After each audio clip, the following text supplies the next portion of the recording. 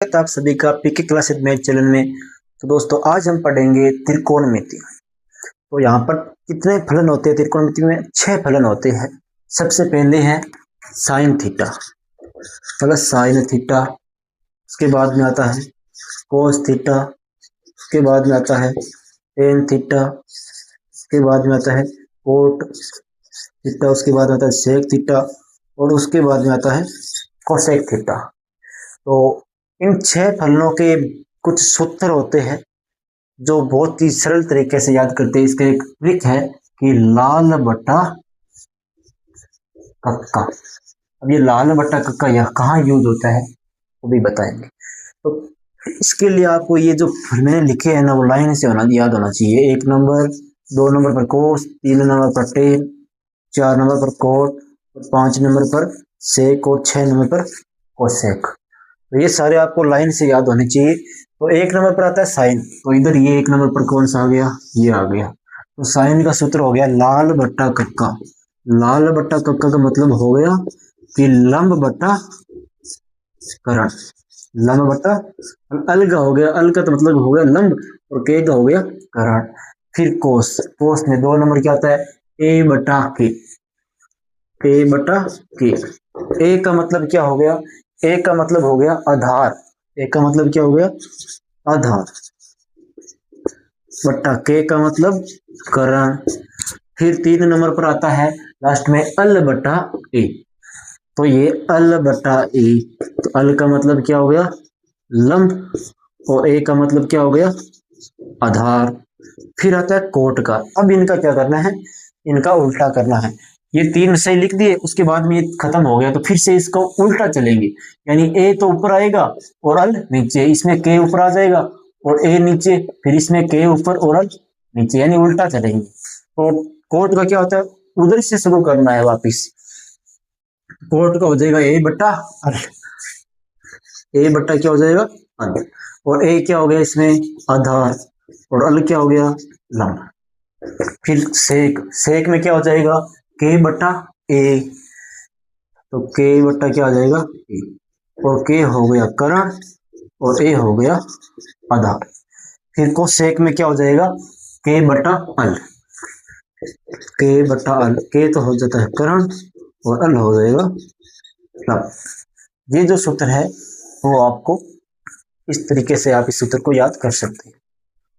फिर कुछ सूत्र और आते हैं इसके फॉर्मूले, जैसे साइन थीटा बराबर क्या होता है? 1 बटा कोसेक थीटा होता है।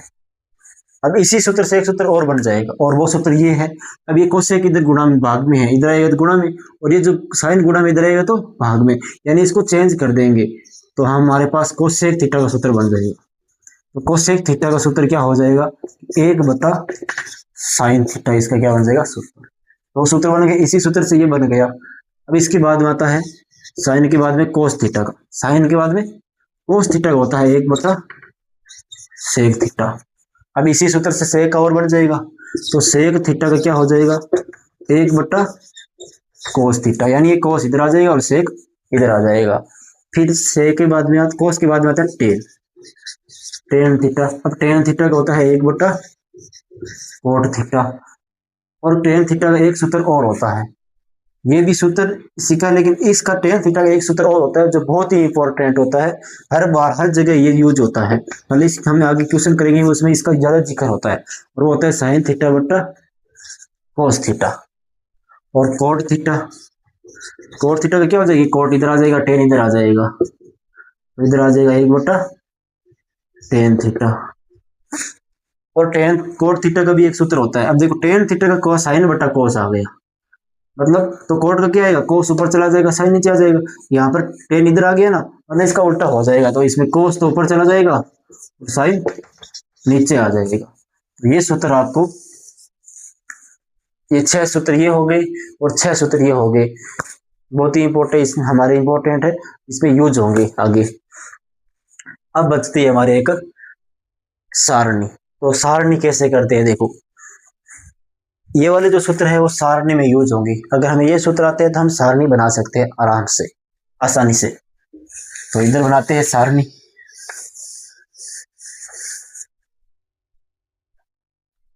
देखो ये यहाँ पे तो लिखते हैं हम साइन, फिर कोस, टेन,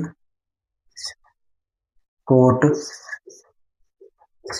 सेक, कोसेक।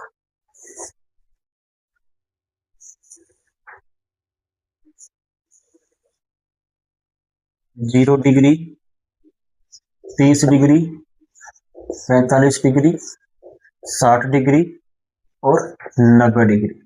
हमारे यहाँ पर 10th क्लास में सिर्फ 90 डिग्री तक ही है, ठीक है। 90 से आगे हम 11th क्लास में जाएंगे, बड़ी क्लासों में तो हम पढ़ेंगे।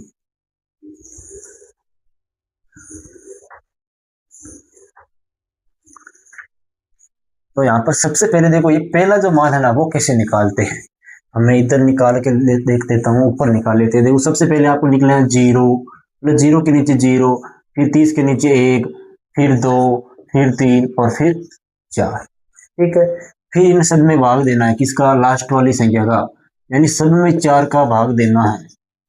सब में किसका भाग देना है, 4 का भाग देना है। और इन सब का क्या करना है, रूट करना है। इन सब का क्या करना, आपको रूट करना है। मतलब ये एक तरीका है टेलर लाइन निकालने का। तो देखो यहाँ पर 0 में आप किसी भी संख्या का भाग देते हो तो क्या आता है भाई, 0 ही आता है। यानी 0 में 0 4 का भाग देंगे तो 0 आएगा, और 0 का रूट भी क्या होता है, 0 ही होता है। यानी इसका मान क्या आएगा, 0। फिर आता है 1/4। तो रूट 1 का मान तो 1 होता है, और रूट 2 का मान क्या होता है, 4 को हम रूट 4 का मान, सॉरी, रूट 4 को हम लिख सकते हैं 2 × 2, और ये 2 की जोड़ा बन रहा है, यानी ये रूट 4 का मान कितना हो जाएगा, 2 हो जाएगा।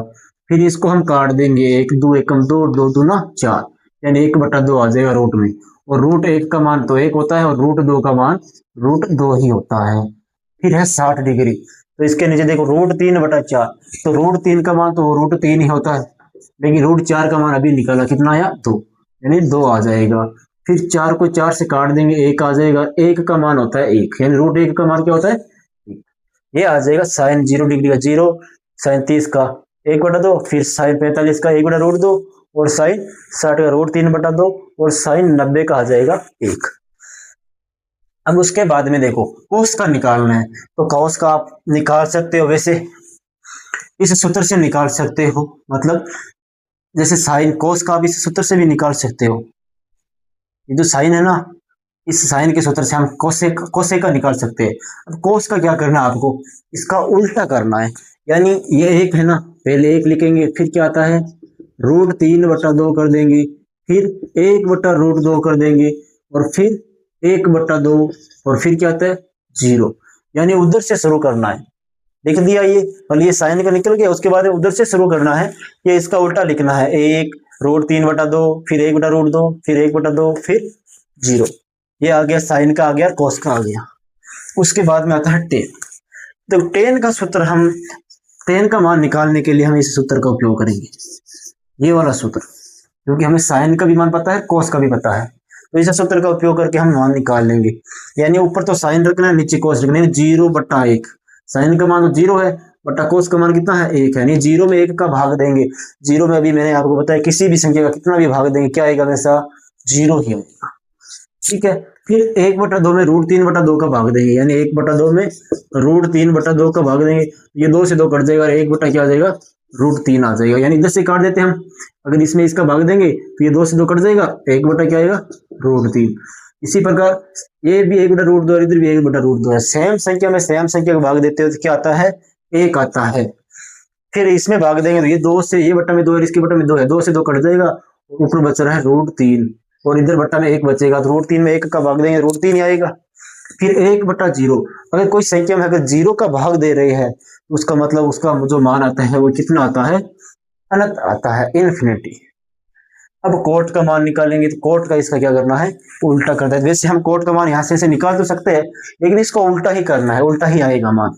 तो अनंत रूट 3, फिर 1, फिर 1/3, रूट 3, 1/√3, और फिर 0।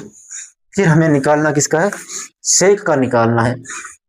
तो सेक, हमारे पास सेक का सूत्र क्या है, ये रहा, ये हमारे पास किसका सूत्र है, सेक थीटा का। सेक थीटा बटा एक बटा कोस थीटा। सेक थीटा बराबर होता है 1 बटा कोस थीटा। तो कोस थीटा वाला कहां पर है, ये रहा, यानी 1 बटा, ऊपर तो 1 है, 1 बटा क्या होता है कोस थीटा। ऊपर तो 1 है, लेकिन कोस थीटा का मान कितना है, 1 है, और 1 में आप 1 का भाग देते हो तो हमेशा क्या आता है, 1 ही आता है। फिर है 1 बटा रूट 3/2, यानी ये इसके बट्टा में √3/2 का भाग देंगे, 2 ऊपर चला जाएगा, √3 क्या हो जाएगा नीचे, यानी जो बट्टा में संख्या है ऊपर चली जाती है और ऊपर वाली संख्या नीचे आ जाएगी, उल्टी हो जाएगी। अगर इसका हम 1 में भाग देंगे तो इसका भाग देंगे 1 में, तो यहाँ पर आ जाएगा 2 बटा √3। इसी प्रकार ये भी उल्टा हो जाएगा, √2 ऊपर चला जाएगा और 1 नीचे आ जाएगा, और √2 में 1 का भाग देंगे तो क्या आएगा, √2। फिर इसी प्रकार यहाँ पर भी 2 ऊपर चला जाएगा और 1 नीचे आ जाएगा, और 2 में 1 का भाग देंगे तो 2 आएगा। और यहाँ पर भी देखो, ये 1 में 0 का भाग देंगे, तो मैंने अभी बताया 1 में 0 का भाग देते हैं तो क्या आता है, अनंत आता है। फिर हमारे पास कोसेक का, तो कोसेक का मान भी हम इसका उल्टा कर देंगे, कोसेक का मान आ जाएगा, यानी पहले निकल देंगे अनंत, अनंत के बाद में 2, 2 के बाद में ये √2, फिर 2 बटा √3 और फिर 1। ये हो गई सारणी कंप्लीट। ये वाली सारणी 8.2 प्रश्नावली के लिए बहुत ही इंपॉर्टेंट सारणी है। अगर ये